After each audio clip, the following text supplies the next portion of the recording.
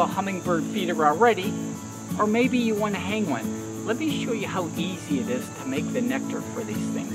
Simple, easy, and cheap. Come on, let's go inside. Let's mix up some nectar. Let's go. All right, let's make some hummingbird nectar. It's very easy. It's so simple and cheap. There are no secret recipes. There are no family secret recipes passed down. It is as simple as 1 cup of sugar and some water. That's it. There's no difficult way to do this. It's so easy and cheap.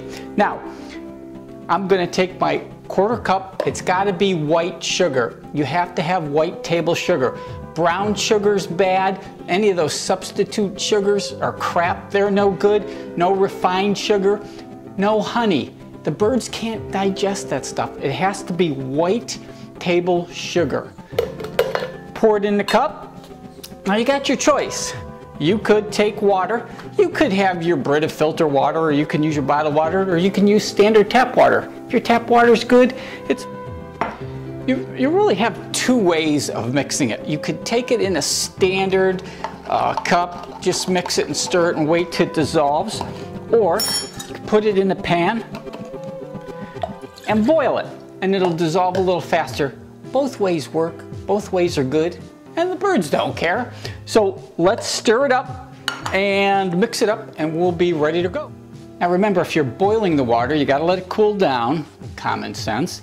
But you have to watch the volume, because you may have boiled off some water, so you might want to add some water. The studies show that the 4-to-1 mix, the 1 cup of sugar to 4 cups of water, is probably the best mixture. If you want to do anything, you want to go heavy on the sugar, because if you dilute it too much, then the birds are taking in a lot and they have to process all that, and it's not very good for them. You're asking about the red color dye.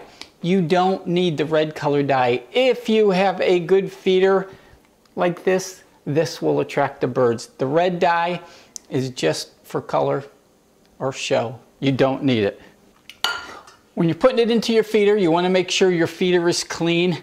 Yes, you will have visitors to the feeder like ants and bees. They will be attracted to the sugar, so you want to make sure your feeder is clean. Let's add it and go clean up. You know the adage, feed them, they will come. We are now going to hang our hummingbird. We're going to hang it outside in the open where they'll have plenty of room to hover, land, and feed. This is a great little feeder. You can get any kind of feeders. You can put feeders on poles. You can put feeders on sticks. They have feeders that suction cup to your windows. They all work great. Key is have some red in your feeder. That attracts them the best, and they will come. Check out what we've shot on some of these.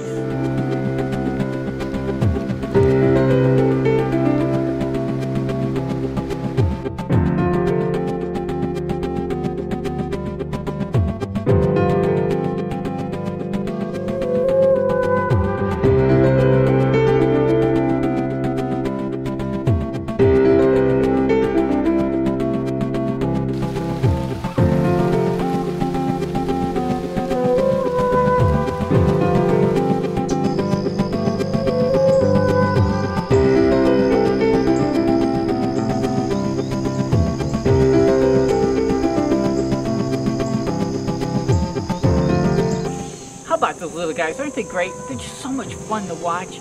And you know, they are the smallest birds we have here on the North American continent, and on the East Coast we only have one kind. They're the ruby-throated hummingbirds, which you saw. And do you know they beat their wings anywhere from 12 to 80 times a second? Yep, that's 12 to 80 times a second, depending on what they're doing. Amazing, amazing. Now, when they come to your feeder, they're just not done there. You know, they still have to go to plants, and they still eat insects. You know, they love to go to spider webs.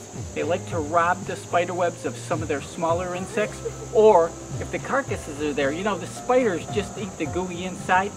They will finish the carcasses they do need some calcium, but we will give them the nectar here and they will go out elsewhere. Hey, I hope you enjoyed this video. Hope you learned something from it. Thanks for watching.